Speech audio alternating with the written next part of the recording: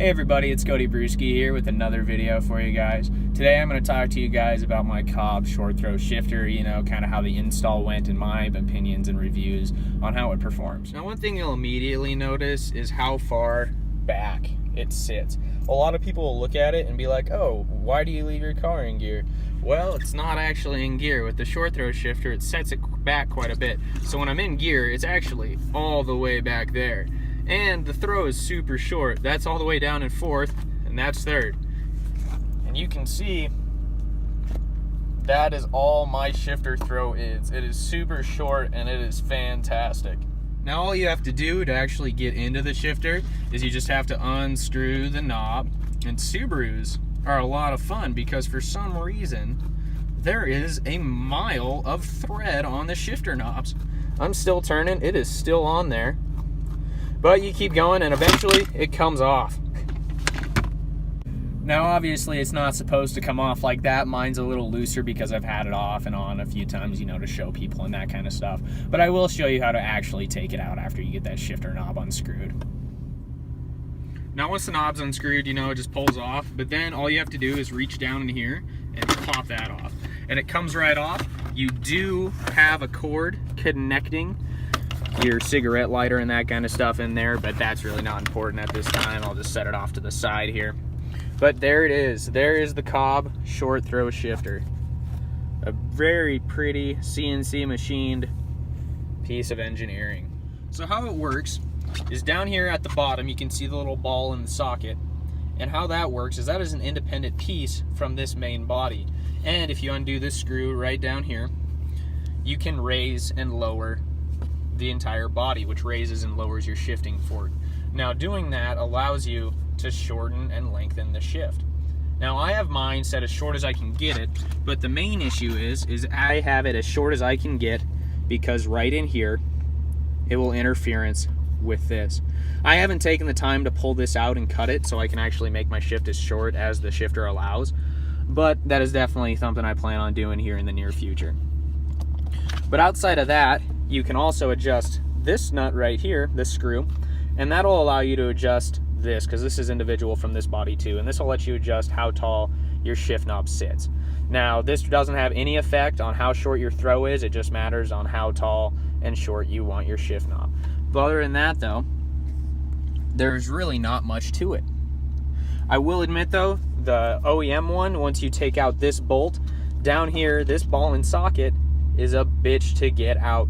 I had to take a mallet and smack the old one out of there, and I tried all different kinds of ways because I was kind of afraid to do it that way. But it did come out, and that was definitely the best way to do it with how tight they are stuck in there.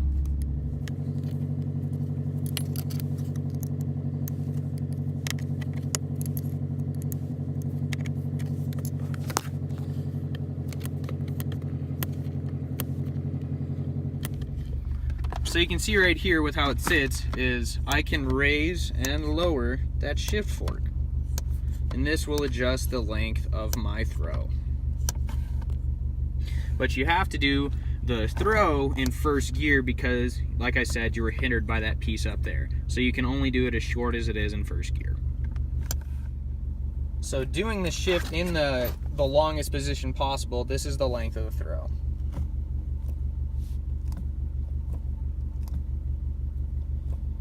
Now I'm going to raise it up and show you how it is in the shortest I can get it.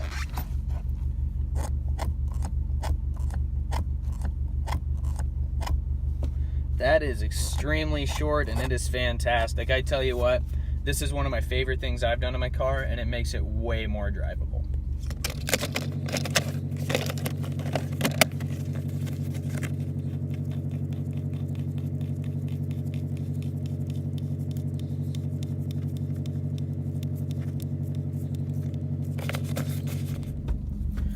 Now, if you were paying attention, and I didn't realize this until I tore it apart, I actually had my shifter down in the longest setting. The last time I adjusted it, I didn't make the bolt tight enough so it had slid down and it was actually in the longest setting. But I've changed it now, and now I have it in the shortest I can get it with that restriction up in the first gear.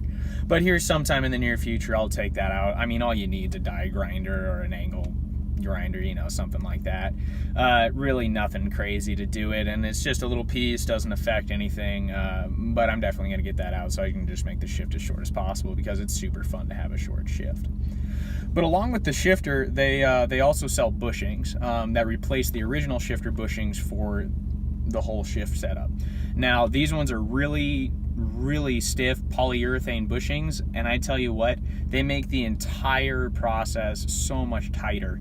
They are a pain in the ass to install because they sit up on top of the transmission and up against the transmission housing, but they are well worth the work. Those took me, probably an hour to put in, just because of how much of a pain in the ass it is to reach up in there and change those bushings out. But the stock bushings, especially on my car, I mean, my car is 12 years old now, those bushings start to wear out. They're just rubber. They're meant for a nice, you know, easy driving feel, and these polyurethane ones stiffen everything up. They replace the kind of old and dry rotted rubber ones, and they make the shifter feel way better than it ever did new. Now, short shift kits, I mean, you would think there's really not much to them, so they don't really cost that much, which is kind of true, but short shift kits, for the most part, are, from what I've seen, about around $200. Cobb sells this one for $200. I know Cartboy sells a comparable one. I don't know their price, though, but I have looked at a short shifter for the new car that I'm getting here soon, and that one's $200. So it seems to be about the common price for them, but they are way worth it. The OEM shifter, you know, there was nothing special about it. It was made to be easy for everyone to drive, you know, made to be stock. But replacing that has been one of the best things you can do to make your car way more drivable. It makes it funner to drive, and shifting just feels so much tighter and so much nicer. The return on the shifter, like from in neutral, is way better than it ever was stock. You know, it comes right back to center really quick. And the whole shifting process feels notchy. And not notchy in a bad way. Notchy as in it's tight, it knows exactly what gear it wants to go into. You're in gear, out of gear, in gear.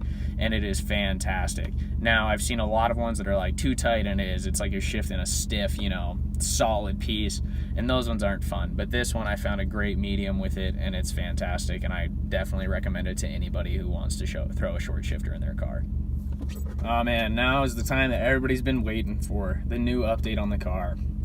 Well, the update is I still don't have it. It's been a huge, long process. It's been a pain in my ass, that's for sure.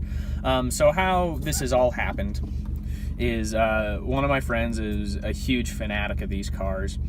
Used to own the car that I'm actually going to get, and he saw it sitting on the road. It had been sitting for, you know, weeks, even a month, and it had been ridden on by the county. You know, they were ready to get rid of it. And so he went and threw a note on it and was like, hey, if you're interested in getting rid of this car, I'm totally interested in picking it up from you.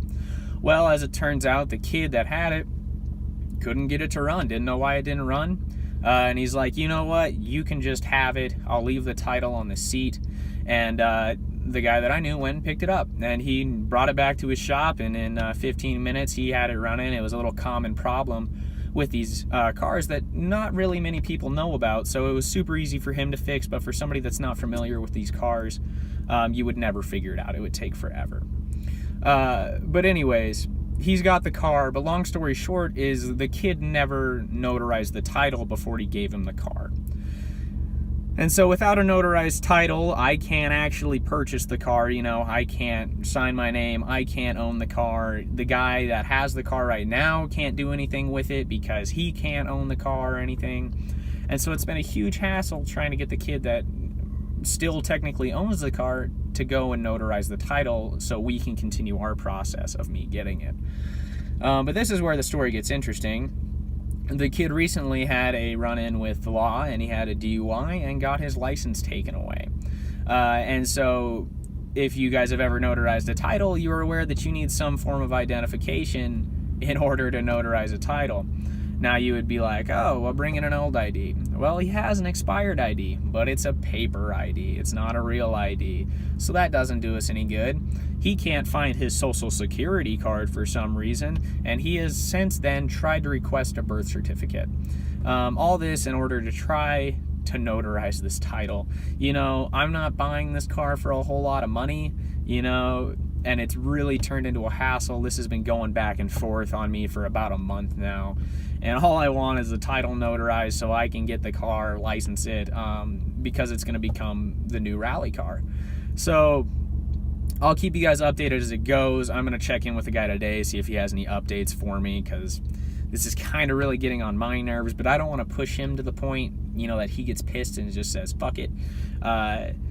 Because I really want the car. It is a super cool car. I'm really excited for it. But this process has become quite the hassle, and recently I've been questioning, you know, whether or not it's worth it for this car. But, you know, fingers crossed, it'll happen eventually. The next Rallycross is actually a week from this weekend. It's March 10th and 11th. And so I'm going to do everything in my power I possibly can to have the car for that race, because I'm doing some stuff to Stella, and I will update you guys about that later. But yeah, it's been quite the hassle. But after that Rallycross, man, I will have all kinds of footage and all kinds of new videos for you guys. It'll be fantastic. You'll get to see what our Montana Rallycrosses look like. Along with that, along with a new car, I'm going to have all kinds of new content to show you guys. I hope you're as excited as I am. I'll be able to give you walk-arounds and just the differences in new and old, because that car is an older all-wheel drive car. And some of you might be able to guess what it is, but it's got a different all-wheel drive system than any modern car. And so I'm really excited to get it. It's going to be awesome. But hopefully here in the next week or so, I can actually get it. But we'll see. I'll keep you guys posted for that on. But thanks for watching, and if you guys liked it, please leave a like and subscribe and share the video all you guys want. Have a good one.